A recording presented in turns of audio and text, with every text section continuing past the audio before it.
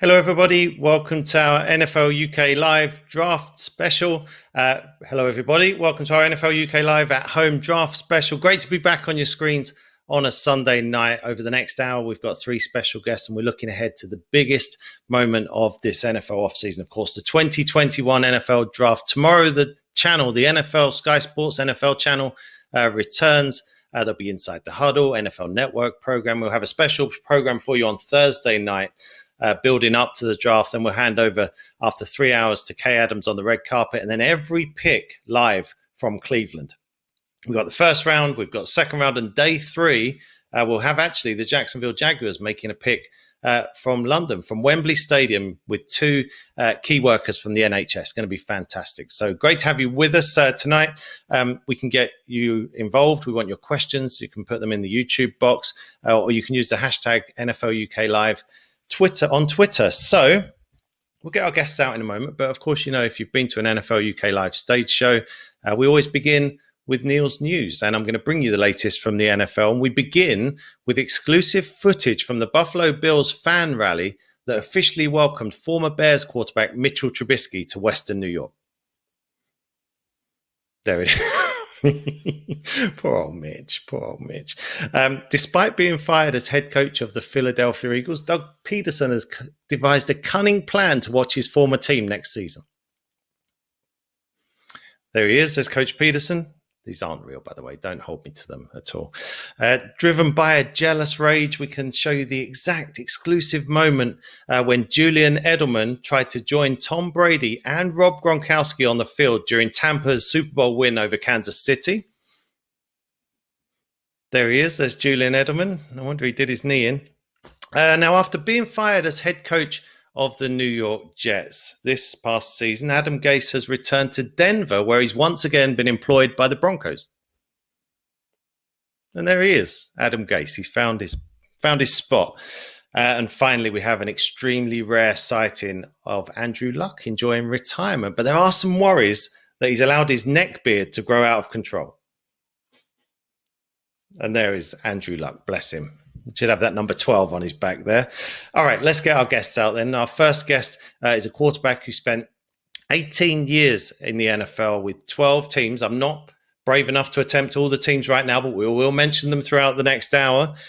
Please welcome in Josh McCown. And there he is. Josh, welcome. Now, this is an NFL UK Live at home. Are you at home? You don't look like you are.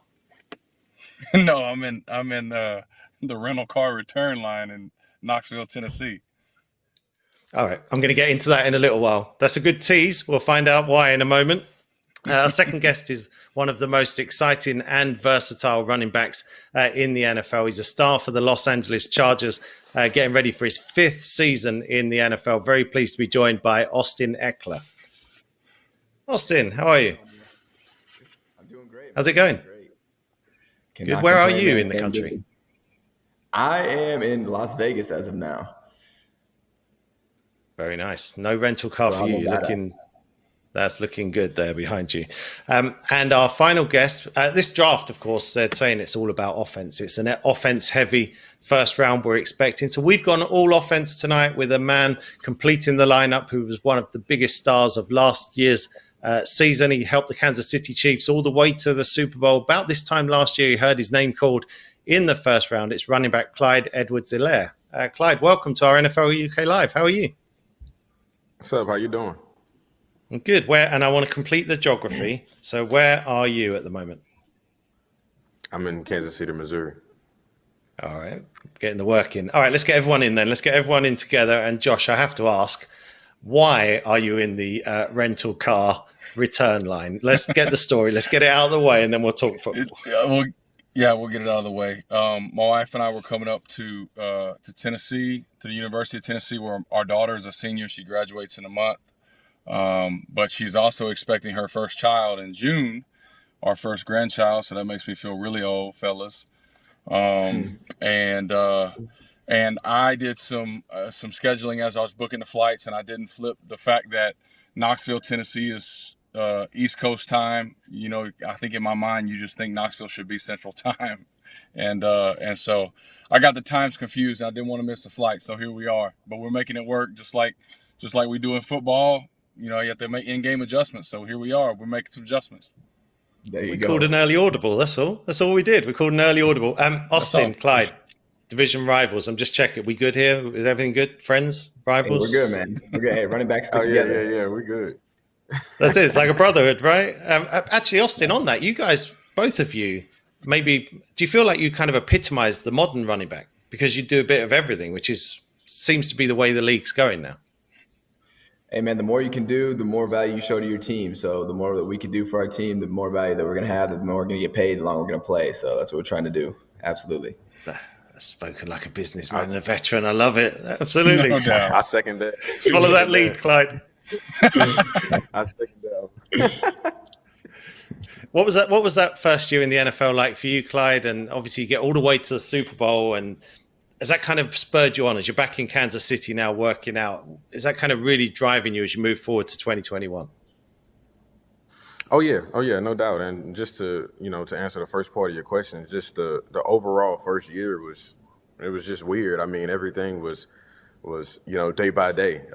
Every time you scrolled on social media, you didn't know if a team was forfeiting the next game, or if the team that you playing on is going to have to forfeit. You didn't know who was in the facility, who was out of the facility, depending on COVID tests. It was all a whirlwind, but we managed to get through it, and that was just a test too.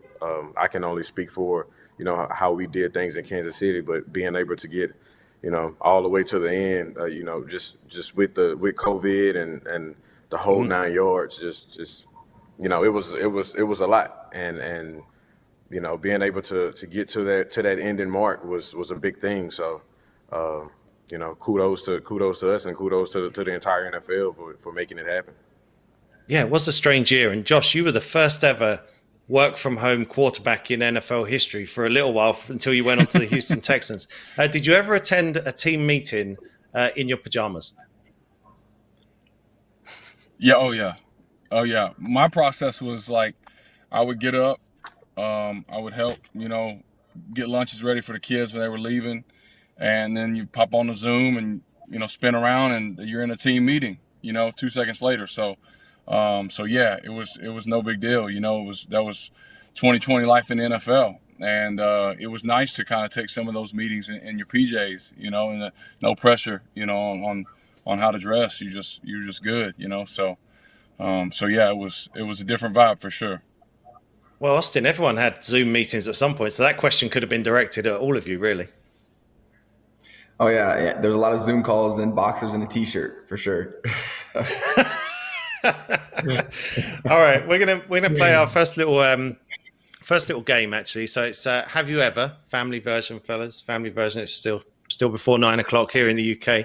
So I'm going to ask you a question. There may be a little video here and there. Might need an explanation. So, Josh, we'll start with you. Have you ever forgotten that the TV cameras were on you? And before you answer, I'm specifically thinking in this moment.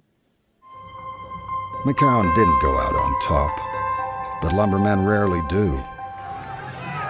A lumberman never leaves his job a crowned champion. He leaves it a warrior. He leaves it a man who gave it everything he had, scarred with experience.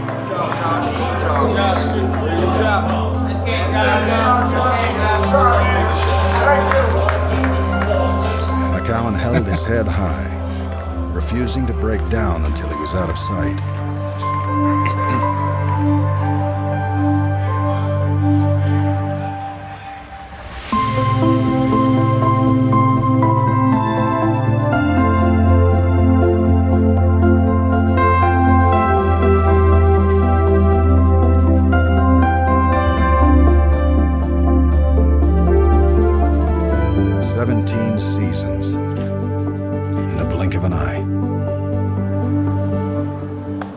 His career had been no leisurely walk in the woods, and in the tunnel, a final windless winter threatened to reduce the lumberman's quarterback to splinters. Yet again, he rose. I'm so thankful. I'm so thankful that they called me. a heck of a ride. I left it all out there. I know that much. Yeah, incredible stuff. Josh, that was the game where you 40-year-old starting the playoffs for the first time. You tore your hamstring right off the bone. I think it's just fascinating and fantastic piece of footage because it shows how much you loved the game. But did you kind of forget that those cameras were all around you? Because as a quarterback, you do live in a goldfish bowl.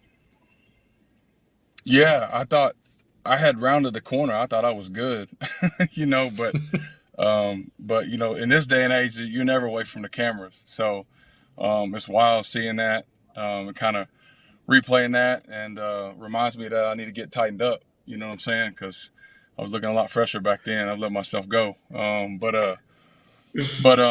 But yeah, it's a lot of emotions in that game. And you're never. This is, we're NFL UK now. Like you're not hiding from cameras. We're going worldwide, so they're gonna have a camera on you. Always. Austin, your turn.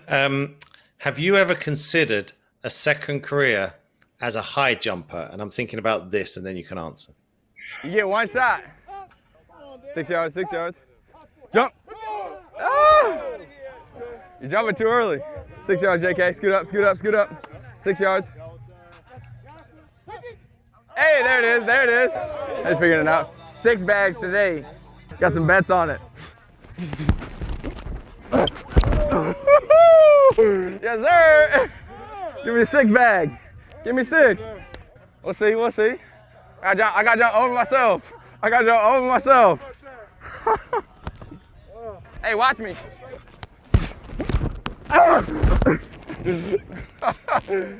No chance. Hey. Fantastic. Austin, do you enjoy those training camp competitions? Oh yeah, I love it, man. I love to be back because that's training camp and we're fresh with the guys. It's been a while since we've seen everyone. So back on the field, big energy, just positive vibes. And I'm out there just trying to encourage everyone, have a little friendly competition while we're getting ready to get to the season. I guess it looks like you're just having fun in camp, but if you do well in that and you win that, and then you get your number called at the goal line, you get the touchdowns. It's all connected. Hey, that's right. Businessman, right? I've had a few goal line leads, yeah, for sure. Well, there was that guy back in the day at LT for the Chargers. He was one of the best at it, wasn't he? Right. Clyde, I have no video for you, so you can relax. I'm not going to spring a video on you. So have you ever asked Patrick Mahomes to sign something for you? No, I haven't. No? Played it cool? No, I haven't. It's just, I don't know. It's a little different. I know everybody is asking him, but I have the opportunity to get the ball handed to me.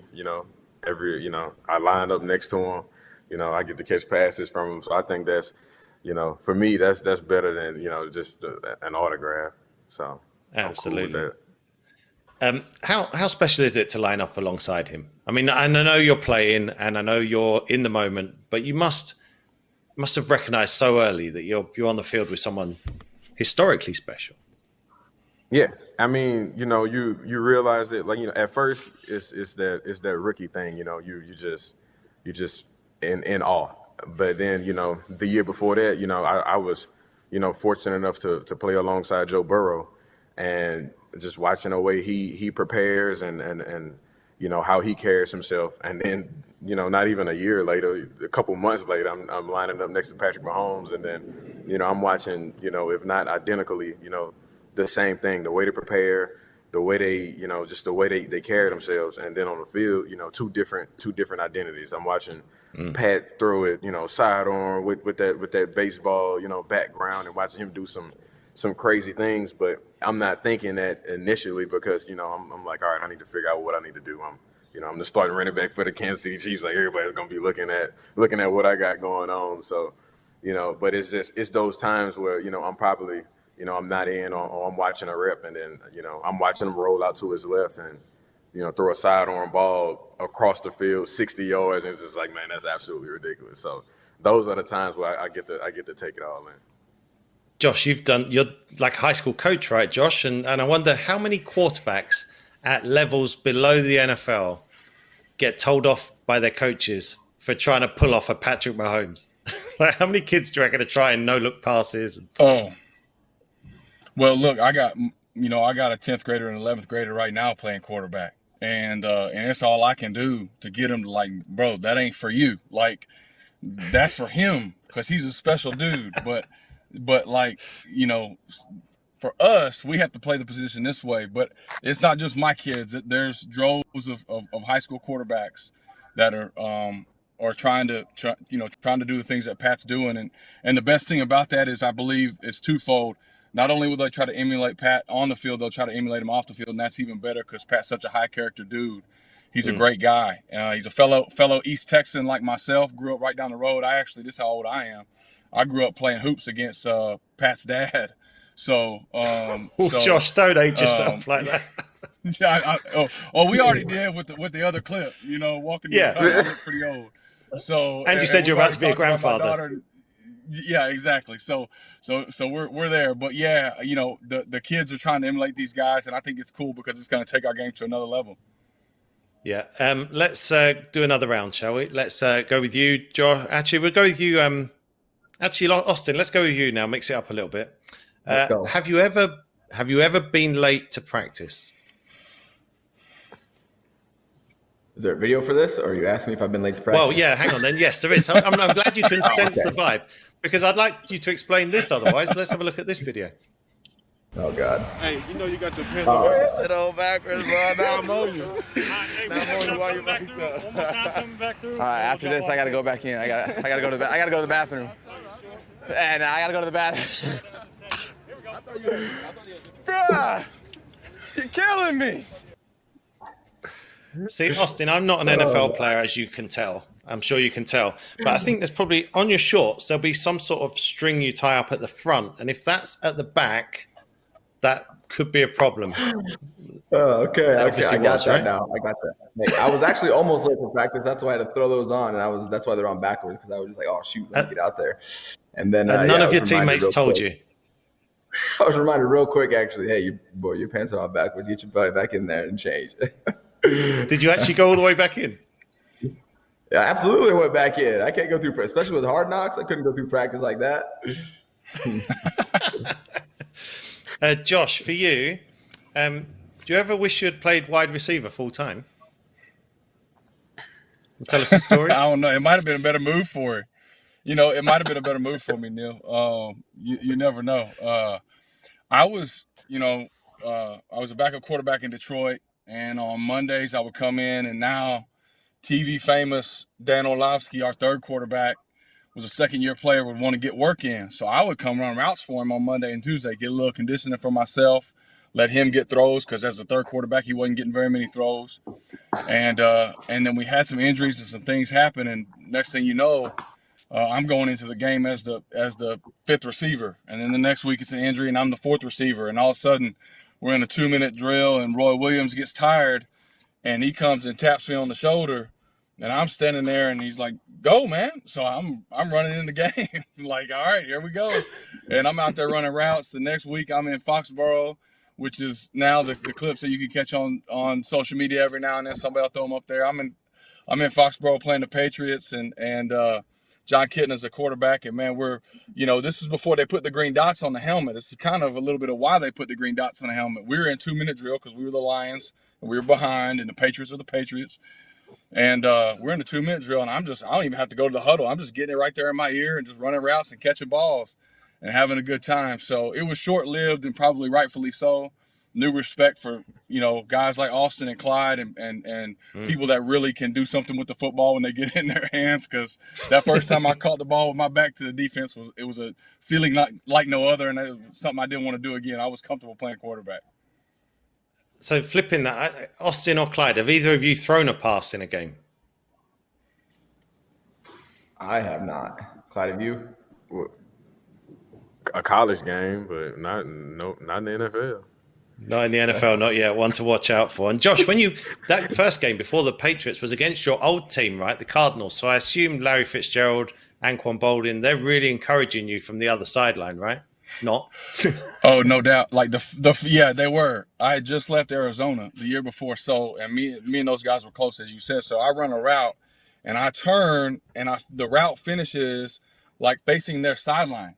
And I can see over there, and Anquan and Larry are standing there like hitting each other, like just dying, laughing. Like, look at this fool out here running routes. Like it was a bad.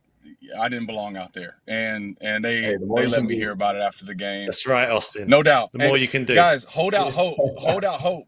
I played with Emmitt Smith towards the end of his career, and he had not thrown a touchdown. He had not thrown a pass or a touchdown. All-time lead rusher. Till this was like year 13 or 14. We threw a toss in the red zone, and he threw a touchdown on a toss, like triple coverage. And the fullback goes up over it, catches it over everybody. Emmitt's only touchdown pass all the time. So just, don't rush it. It'll come. I promise you. That's right. Emmett was easing into retirement. He didn't want to put his foot in the ground and turn it upfield. I was going to throw it downfield. No doubt. No doubt.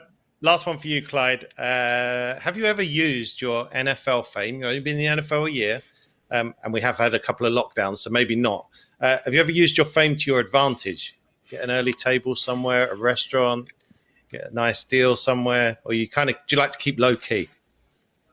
Oh no, I'm a big low key guy. That's just my thing. I don't know if it was. My dad was a cop and a Marine, and my mom was in the Army. It's just like everything about it is just like stealth mode. I'm just like, as if I could get in, or if I could get to a restaurant and wait my turn, like, I'm not better than the next person. I wait my turn and pay Good my man. My time. That's it.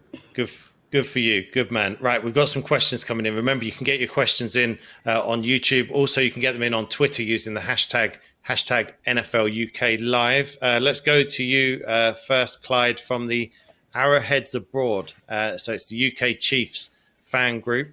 They're saying, do you think opponents will approach defending the Chiefs differently now with our beefed up O-line? Of course, the trade yesterday for Orlando Brown, you already signed Joe Tooney as well. How do you feel about those moves? Oh, I was absolutely ecstatic. I mean, just this whole little off season, like not being able to go in, but being able to communicate with everybody, and then just knowing, like, when the bomb drops and everything's happening on Twitter, like, I know it's gonna be like a uproar, and then just knowing, like, these are guys that I was in high school, watching them, block and just do great things. So, I mean, just now, just understanding, just the magnitude of now, just our O-line just in general. Everybody's going to not only gunning for the Chiefs, but just now, just knowing, who we are as a front five now, it's going to be a little different approach from everybody. Absolutely. There's a question here from Matt. It's for you, Austin. He says, did you realize early in the preseason you had a special player on your roster in Justin Herbert? Tell us about how you kind of started to see Justin come to the fore. Yeah, I mean, we didn't have a preseason, right? There was no preseason games. We just jumped right in. So there was really no way to tell how good he was really going to be when it came to live reps, just because we, in practice, we really take care of our quarterbacks. And no one really hits him. And so as far as like seeing his athletic ability and how he can run and throw the ball, it was kind of limited. You could see some flashes of it, just his arm talent and just his decision making. He definitely had, some rookie mistakes that, a lot of rookies go through. We all go through it. It's just, some pick it up faster than others. And he was thrown in week 2 against the Chiefs, actually. And it was like, hey, all right, Ricky, you're going, man. Let's see what you got. And pretty much just surprised us ever since then and forced his way into a starting role. And, I injured my hamstring, week 4, and I was out for about 8 weeks and came back. And just the development that he had made in those 8 weeks that I was gone was night and day. As far as when we first got there, we were just trying to keep everything simple. We were trying to keep him calm. Just everyone, like, we have a lot of veterans on our team at that point, so we pretty much knew the offense. So that made it easier for him. But when I got back, now he's calling protections. When our center was doing it before, he's recognizing, safety rotations and coverages. And so he'll continue to develop as he continues to get those live reps. And, I'm just really proud of him, hoping he can put another year back-to-back, keep growing. He really was thrown in at the deep end. I was looking at a couple of the, sniffing around for these videos, some of the ones we've shown. And there was one video, we're not going to show it now, but you were mic'd up, Austin, and you sort of said, oh, Justin's up. And then a coach actually comes up to you and says, where's Tyrod? And it was that quick that even you guys were kind of like, oh, okay, let's go. And for him, maybe it was a good thing. Maybe he didn't have time to get nervous. We had no idea, right? We had no idea that he was going to be going in. There's a sideline injury for Tyrod. It's like, okay, now he's down, and so Herbert's got to go. So we're going in the huddle. Like, I mean, we got to play, right? So Herbert's coming in. We're playing with Herbert. And that was the way it was. So we're just like, hey, let's just make sure we can keep it calm. Let's keep it simple for him, and allow this man just to worry about, just playing football and nothing else. All right, Josh, one for you from Lauren. She asks, do you ever get bored of moving home? And how does your wife react each time you relocate? Yeah. No, I don't think it's ever boring. You know what? She's been amazing. We know how to pack boxes and relocate with the best of them. It's one of those things where it's like, hey, honey, I got traded, or, it looks like I'm going to be on a different team. The last 6 or 7 years, we kind of stayed in the same spot in North Carolina, and we moved, or, I would go and play, and the kids would stay there, her and the kids would stay there. But early in my career, we were loading up and rolling, and that's just what we did. So it's part of it. I don't, it's not necessarily how I would plan it, but it's a fun journey, and it's an honor to be in the NFL. So in order to be there for me, it meant moving, and so I'm just thankful that my family was able to do it. So no, never boring. It's quite the opposite. It was just busy and exciting, and seeing my kids grow through it, and how versatile they are now, I guess, is part of the benefit from that. We're getting some great questions in this. Oh yeah, good question, Austin. That's a great question. Favorite city? Yeah. I don't know, man. We really enjoy Chicago a lot. Great food, and then obviously when I was with the Jets, New York is a wonderful city too. So we had settled in Charlotte. I think Charlotte's a great place to raise a family and all that stuff. But man, it's Chicago probably for us. I think it's the one that we really enjoyed the most, I would think. Yeah. We've got some good technical questions coming in, but I like this one from Jason. It's for you, Clyde. He says, what's the furthest you've actually seen Patrick Mahomes throw a football? Can he throw it over 100 yards? So this is, maybe it's in practice or just messing around. How far can Patrick Mahomes throw the football? I haven't actually witnessed him, load up and try to throw his furthest, but we have a little a clock delaying thing that we do, and I've seen him throw it pretty high and pretty far, but I don't think he was trying to absolutely just max it out. So I mean, like I said earlier, he sidearming 60-yard bomb. So I'll say anywhere in between the 90 to 1,000-yard range. Well, I was in the stadium in Miami. When he threw that pass basically at the end just to run out the final few seconds in the win against the 49ers. Actually, it was better than a 4-minute offense. The ball was up in the air for so long. It was incredible just what the guy can do. This is for all of you, but maybe Josh, because I know you're kind of looking at a lot of the draft stuff. Do you think the Miami Dolphins will trade the number 6 pick? So they already, as we look ahead to this draft, which of course is all going to be on Sky Sports NFL this coming week, the Dolphins already had the number 3. They moved down to 6 with trades with San Francisco and Philadelphia. Do you think there's still a team that would actually move down further and take a receiver further down, or do you think they'll kind of stay there and take a top talent? It's hard to say. They've obviously moved around a lot with some trades in the recent years. I think for them, I would bet that they have a guy or two that they're targeting at 6 that if they feel like they're going to fall to them, that they're going to stay put, and if not, they'll move back, and probably vice versa with a team that's looking to move up. If their guy is falling and Miami still thinks they can get their guy. But at the end of the day, with some of the trade movement, what you have to be aware of is that eventually you have to pick somebody. You can fall back and get picks all you want, but you have to add talent. Okay, it's if you don't have an Austin Ekeler or Clyde Edwards-Helaire to hand the ball to or get the ball to, it's not fun playing quarterback. And if you're Tua Tagovailoa, you need talent around you. and that's why he excelled at Alabama. I think that's what they need to continue to create for him there. So, if I'm them, I'm staying at 6 and adding talent to that roster, especially offensively, to kind of double down on the investment I made in the quarterback. Because if you're not going to build around him, then why did you make the investment in him to begin with, and why did you do all the other movement that you did to get him?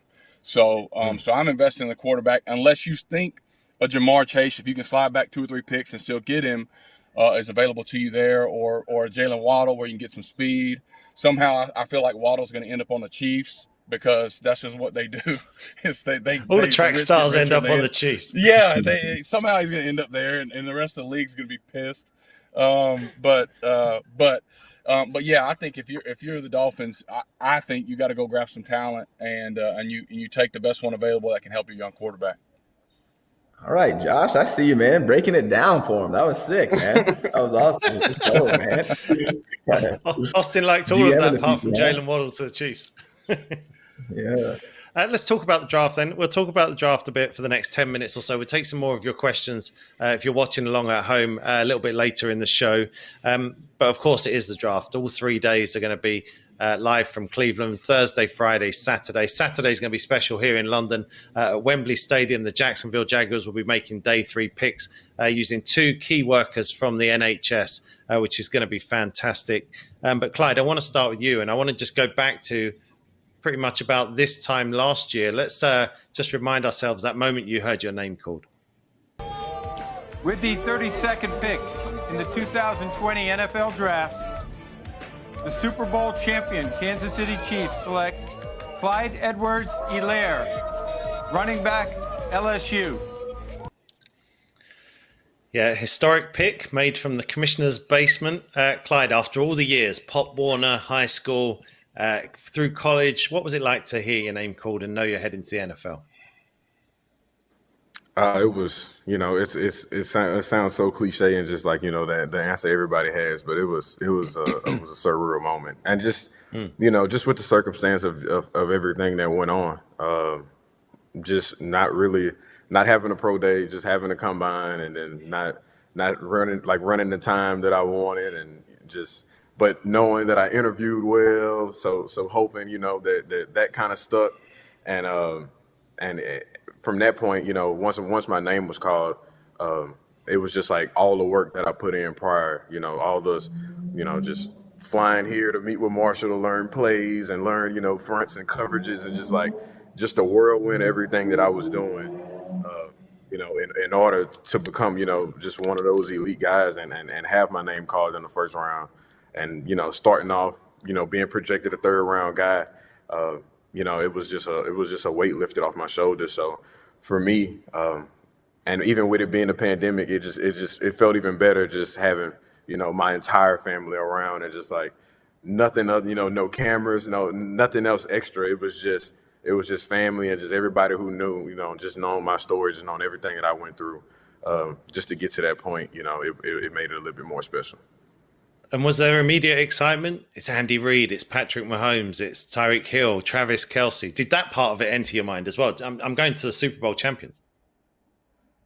Oh, yeah. I mean, initially when it hit, it's just kind of like, okay, what just happened? And then it's like, man, do you know who you get to play with? Like, and then you just start thinking like, not really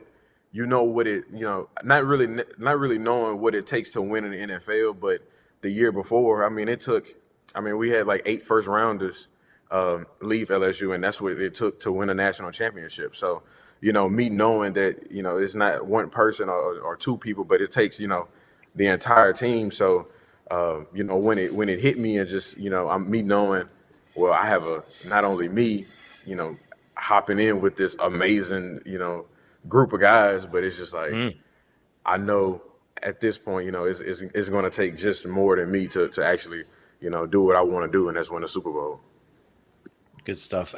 Austin, I interviewed you for about 30 minutes in the week leading up to the Super Bowl. We've been on this for about 35 minutes now, so I think we're friends. So I can now broach the subject on this draft special about the fact you weren't drafted, because we just touch on that for a moment and what it's going to be like for people that maybe don't hear their name called? And you are a great example that it's not the end of the road.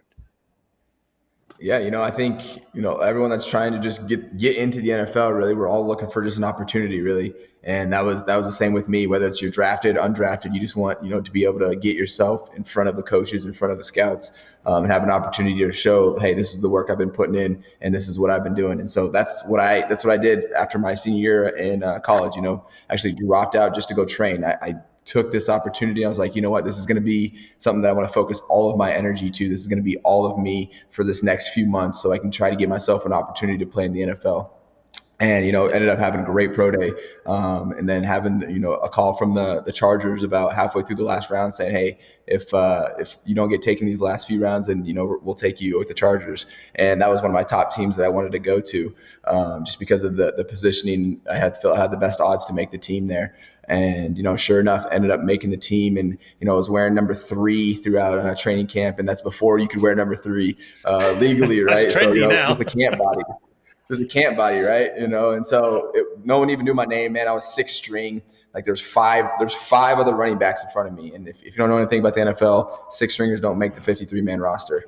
And so I was really grinding as much as I can, man. I remember just breaking down one time because I cared so much and I was putting so much into it to one of my coaches. And I was just like, man, I care about this so much. I'm trying to take advantage of every single opportunity. I felt like I was. And for me, it was literally on scout team, special teams. That's where I was getting like my best looks, because that's where I was getting any looks.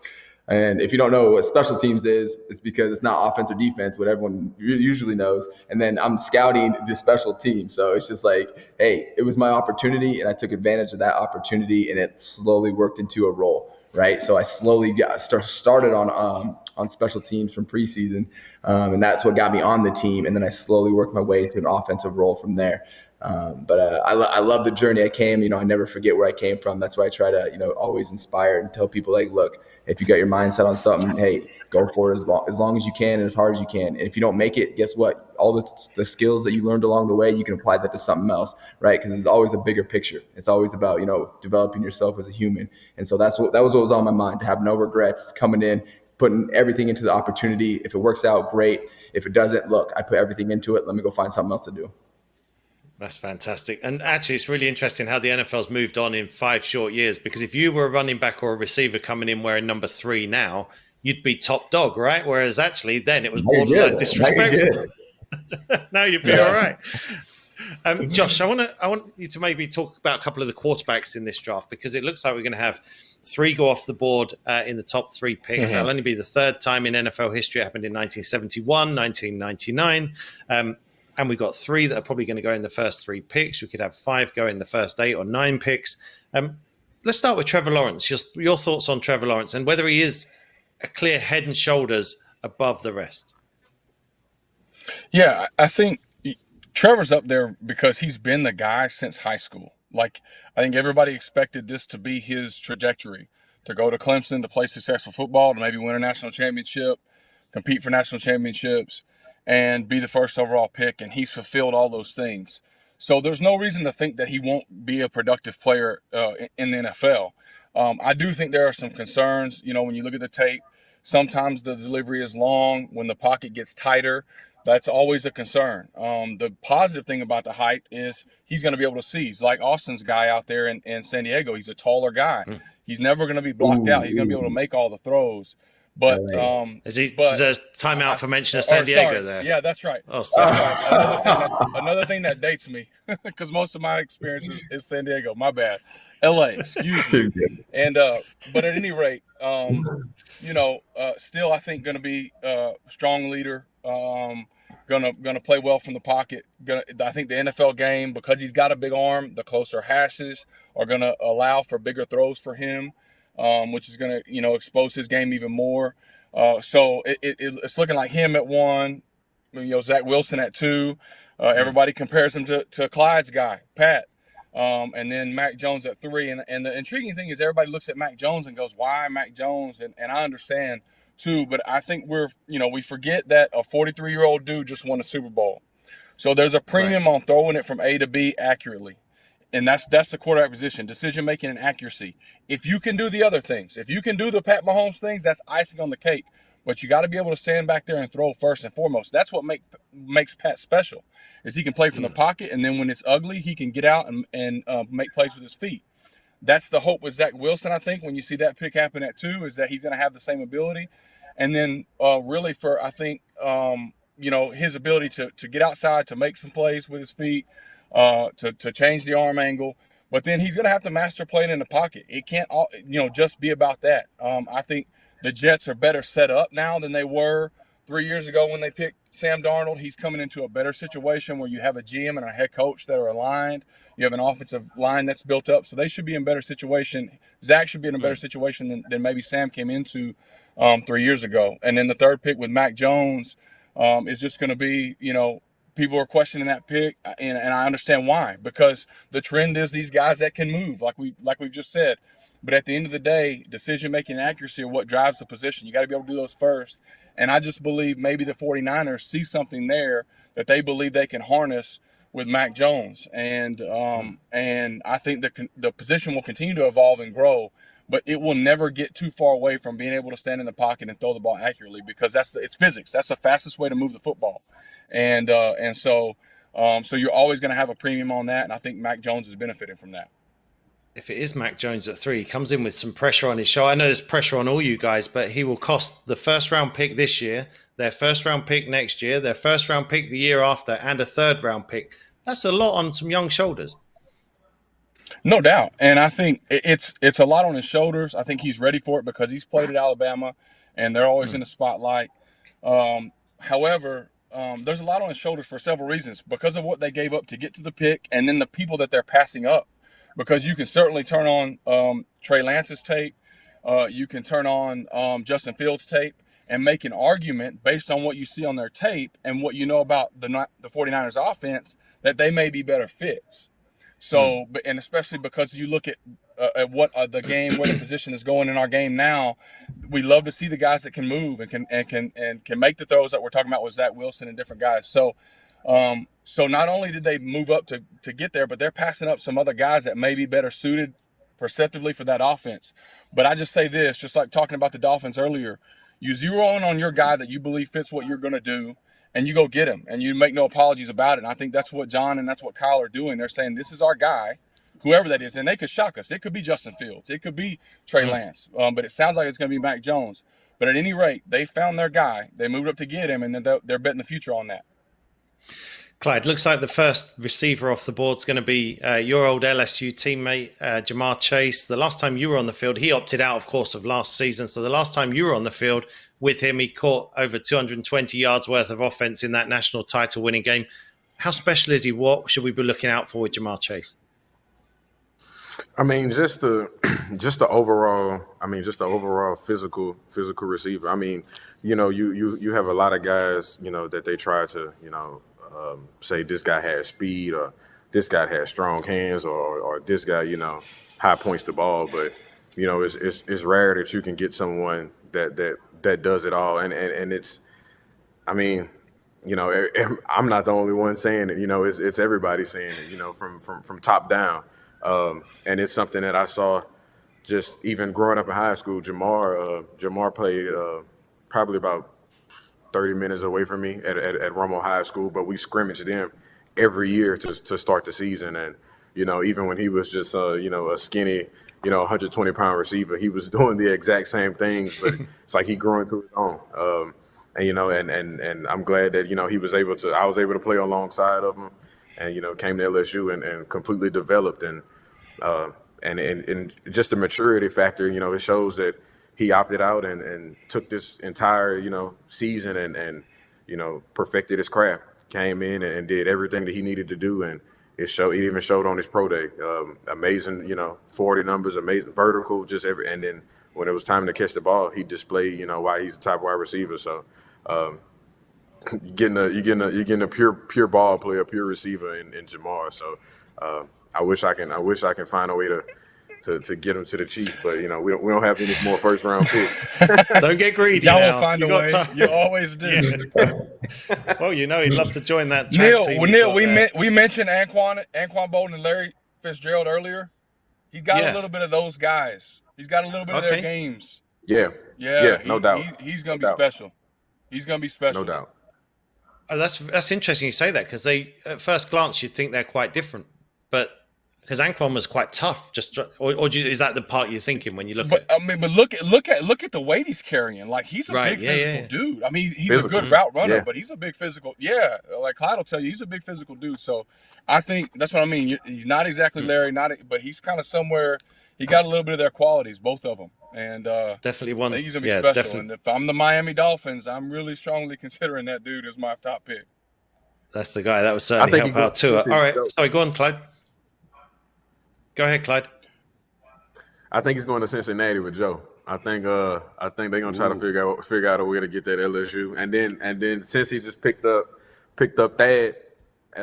Thaddeus Moss, tight end. He was our tight end at LSU also. So that's right. I mean, I think they brewing up something over there. Bringing the boys ready back, to chomp on another big cigar. Get another big victory cigar or something. Right, we're gonna play a little game called Finish That Sentence, guys. No videos here. There's no videos I'm dropping on you, so I'm just gonna start a sentence. You're gonna finish it. Austin, you can start. Having a front row seat for Philip Rivers' trash talk was entertained. Is it like a one-word response or what? No, you could tell me a story about Philip Rivers. These are kind of story starters as well. What was it like hearing him talking away? Man, Philip, because Philip was one of the most competitive guys I knew. Still to this day. And he would be a different guy in game day, right? Like when we're practicing in the locker room, like he's chilling with the boys, you know, chemistry, golfing together, stuff like that. But when we get on game day, he's fired up. And I learned that my rookie year. One of my favorite stories, the first time he ever got on me, man, it was he was scrambling out to the right, and I'm looking down the field. I'm trying to block somebody, and he's trying to throw me the ball. Because he's not going to run the ball, man. His athletic ability is not for running the ball. He's throwing it, and so he ends up getting tackled and throws it at my feet as I'm blocking this guy. And he gets up from the ground. He's Austin, come here. I was like, oh shoot, what's up? He's like, I'm not going to run the ball. I was like, oh yeah, you're probably right, Phil. Like, okay, I got you now. I got you. Like I saw you try to scramble over there. Yeah, you probably shouldn't run the ball. But no, man, this man. He likes to break people down, because like even the refs, he knows the refs by name. Like he's calling out people, telling them that they're lined up wrong. Like that's how well this man knew the game. And it was actually very just entertaining just to watch this man develop and just play the game, because he played the game and then in the mind game too. But he would never swear. He would never say any curse words. It was always censored, but still breaking you down mentally. Brilliant. And there was the long touchdown where he gets in Yannick Ngakwe's ear as well. Did you score that touchdown? Yeah, that's like actually in his my ears. Favorite moment with him. Yeah, because he throws like a little screen to me. He take it like 90 yards to the house, and he gets up and right in the defender's ear, just like 90-yard touchdown. And the defender's like, man, you don't got to say it in my ear. He's like, I will say it in your ear. Hey, Bill. Like, all right, let him know. Clyde, one for you. If I could run over a defender or step out of bounds, I'm going to step out of bounds. Oh, business decision. Business decision. That's how good they are on offense, right there. Right. That's it. Don't live to fight another day. There you go. That's a What's your thinking for that, Clyde? What's your thinking behind that?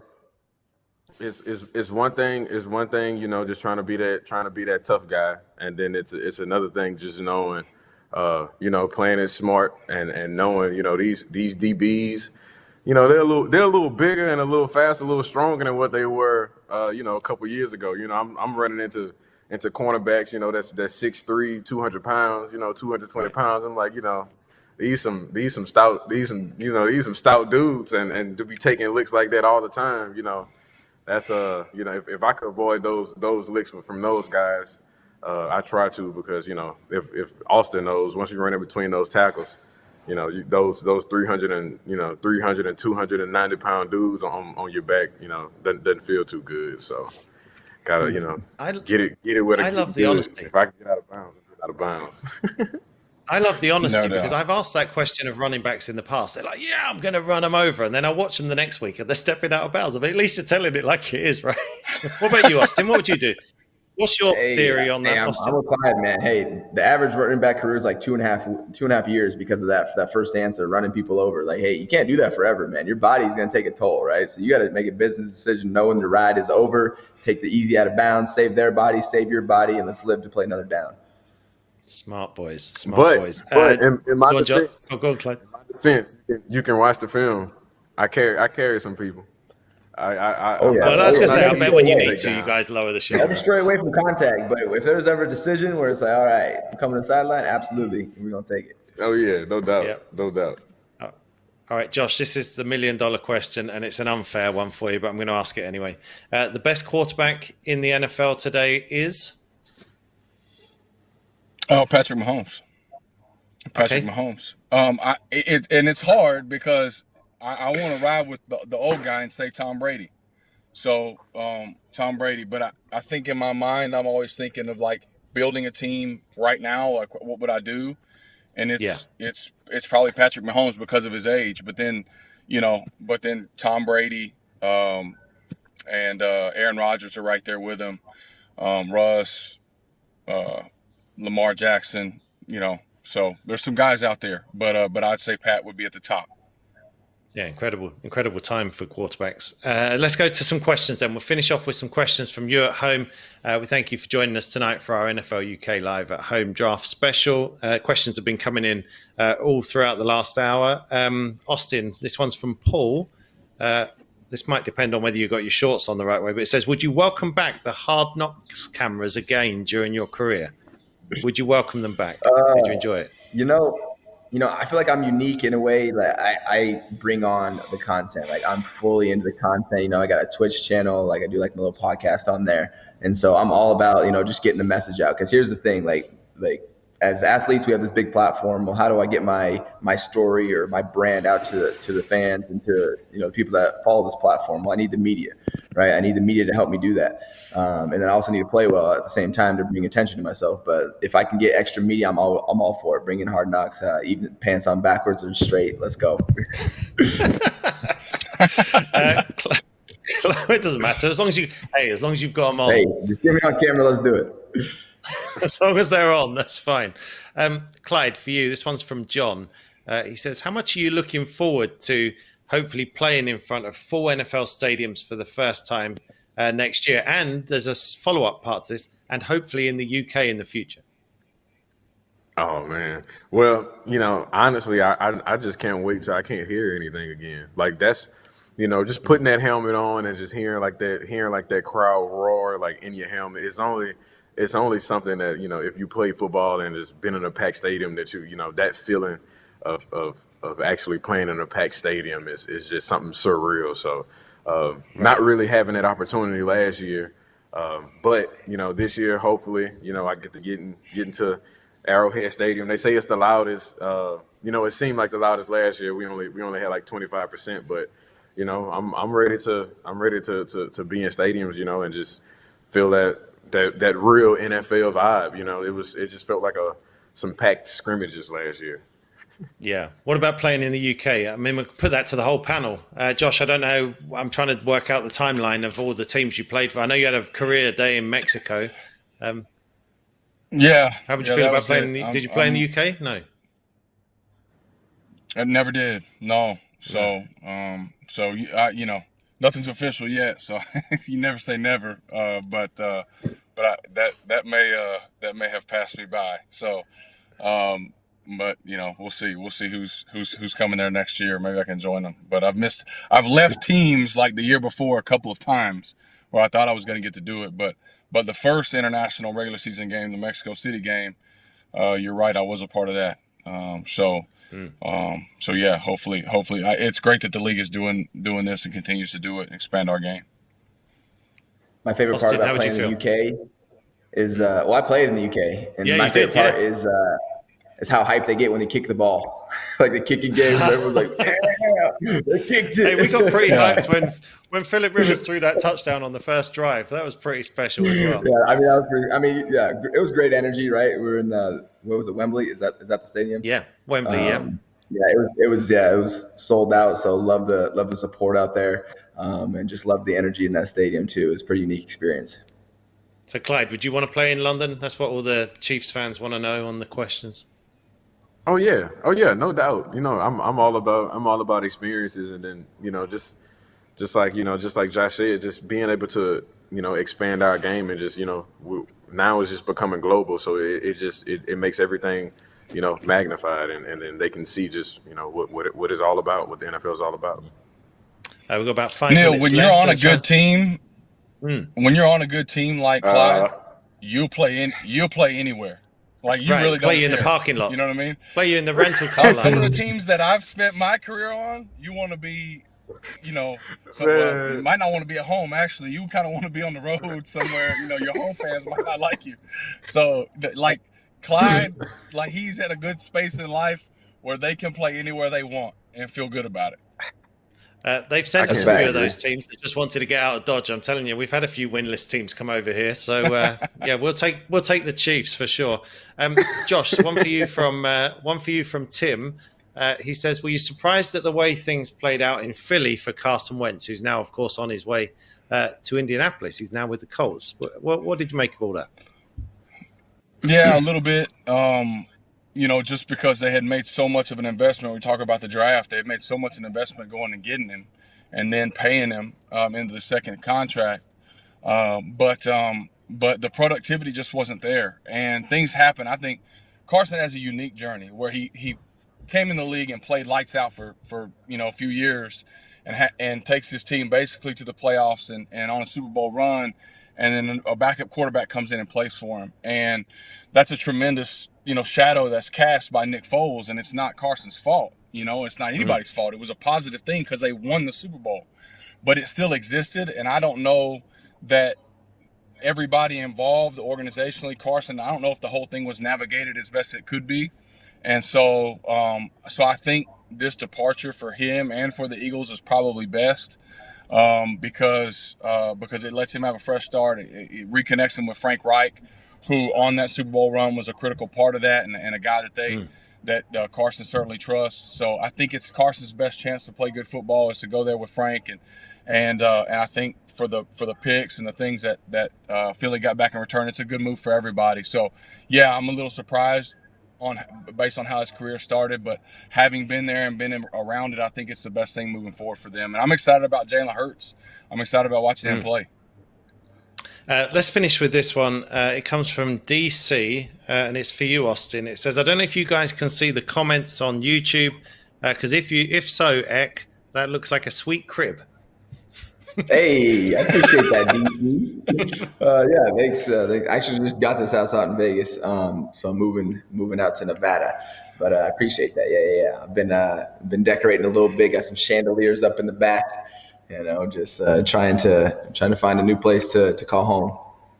Fantastic. And I'm just going to tell you, there are none about your rental car, Josh. No comments about the rental car. Y'all ain't feeling the Dodge truck? Come on now. You're missing out. Hey, Josh, I'm going to squeeze in one. It's a Dodge Warlock. I don't know what that is, but it sounds tough. It sounds tough. I don't either. It's a sweet truck. It is. I feel tougher. This last question, Josh, I'm asking this one for purely selfish reasons, even though we're over time. It comes from Stephen, who says, "Can Josh come to London and work with Neil, alongside Neil on Sky Sports? It'd be great to have him join us." Well, I know you want to be carrying on coaching, Josh, but you are welcome anytime to come and sit with me. Maybe that's how I finally do something in the UK right there. Maybe I'll just come over there and say I never got to play in London, but I'll come do some shows with Neil. As long as we can interview Austin and Clyde. Well, yeah, we're all friends now, so we've got a direct line, I think, to these guys. So it's great. Perfect. Listen, I just want to thank you guys, Josh, Austin, Clyde. Thank everyone who's joined us tonight for our NFL UK Live at Home draft special. A reminder, the Sky Sports NFL channel returns tomorrow. Myself and Jeff Reinbold, Brian Baldinger will be on Inside the Huddle tomorrow night, 9 o'clock. Thursday, we've got our draft show from 8 o'clock until 11. Then we'll hand over to the red carpet. Then all 3 days from Cleveland.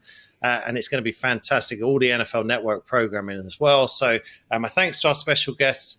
We'll see you all on Thursday. Bye for now.